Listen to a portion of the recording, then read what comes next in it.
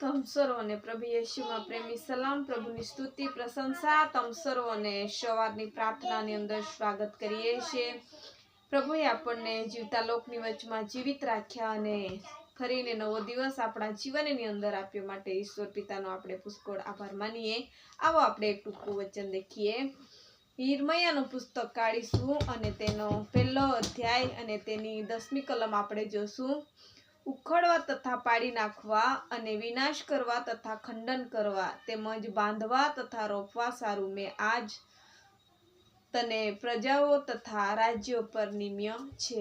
Hallelujah. પ્રભુના વચનમાં લખેલું છે કે ઉખડવા તથા પાડી નાખવા અને વિનાશ કરવા અથવા ખંડન કરવા અને બાંધવા તથા રોપવા સારું આજ મેં તને આ પ્રજા ઉપર નિમ્યો છું.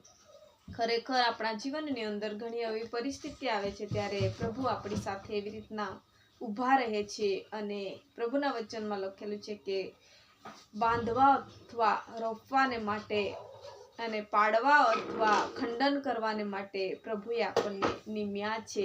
મારા પ્રિય ભાઈઓ અને બહેનો, આપણું જીવન નકામું નથી, આપણું જીવન વ્યર્થ નથી, પરંતુ પ્રભુની યોજના આપણા જીવનની અંદર પૂરું કરવાને માટે પ્રભુએ આપણને આ પૃથ્વી પર આપ્યા છે. અને પ્રભુ જેને રોપે છે એને કોઈ ઉખડી નથી શકતું, જેને ઉખડીને નાખી દે છે એને કોઈ રોપી નથી શકતું.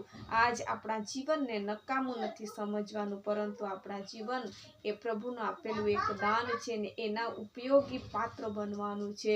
આ સુંદર વચન થકી પ્રભુ સર્વને આશીર્વાદ આપે. આવો આપણે પ્રાર્થના કરીએ. ધન્યવાદ મારા ઈશ્વર, તારી સ્તુતિ કરીએ છીએ.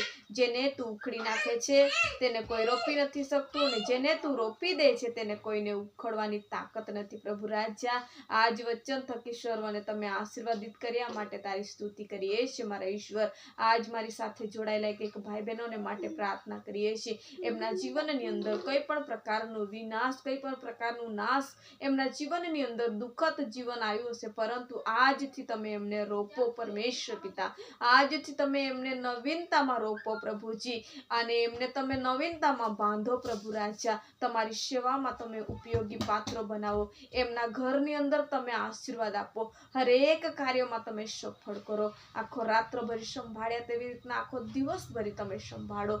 જ્યાં જ્યાં જાય ત્યાં ત્યાં તમે આશીર્વાદ આપો. મિખાઈલ ગાબ્રિએલ દૂતોની રખવાલી કરો ને આંખની કીકીની માફક તમે એમને સંભાળો. અને પ્રભુજી, તારા વચન થકી તમે એમને રોપો પરમેશ્વર પિતા. પ્રભુજી, તારા વચનમાં લખેલું છે કે જેને હું રોપું છું એને કોઈને ઉખડવાની તાકાત નથી. મારા ઈશ્વર, તમે એક એક પરિવારને તમે મધ્યસ્થી તમે થાઓ પ્રભુજી. અમારી ઈચ્છાને પણ તમારી ઈચ્છામાં તમે થવા દો. બાપ, પિતા, પુત્ર, પવિત્ર આત્મા, યીશુ મસીહ દેવ તારા નામથી માંગીએ છીએ, આમીન. જય મસીહ કી. જો તમે અમારી સાથે જોડાયેલા નવા છો તો ચેનલને સબસ્ક્રાઇબ કરવા અને કોઈ પણ પ્રાર્થનાની વિનંતી હશે તે કમેન્ટ બોક્સમાં લખશો.